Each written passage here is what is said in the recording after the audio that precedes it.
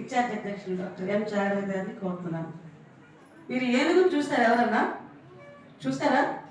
అది ఏమవుతుంది?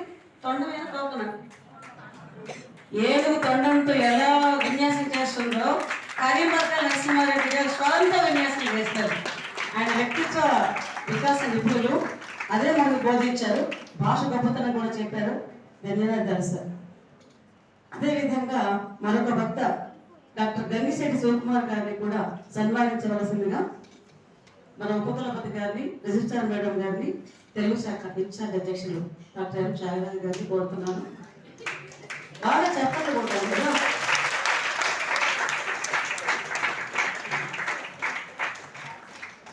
ఈరోజు మాత్రం సార్ మిమ్మల్ని మేము పంపించాము.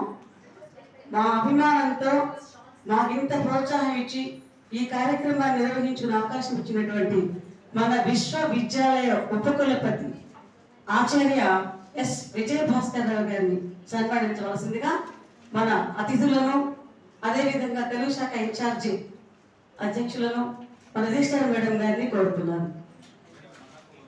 సార్ కొంచెం మా కోసం, తెలుగు శాఖ సంతోషం కోసం, మీరు మాకు అందించిన ప్రోత్సాహం కోసం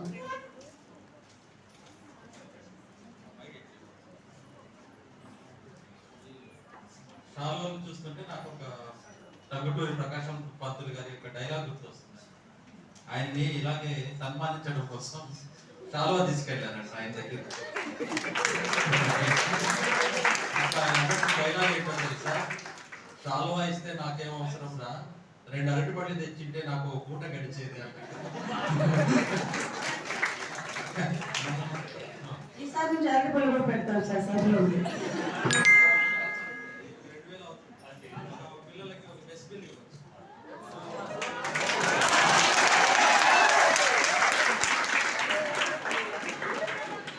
అదేవిధంగా మన విశ్వవిద్యాలయ రిజిస్ట్రార్ మేడం గారిని సన్మానించవలసిందిగా కొంచెం ఈ ఒక్కసారికి మన్నించండి.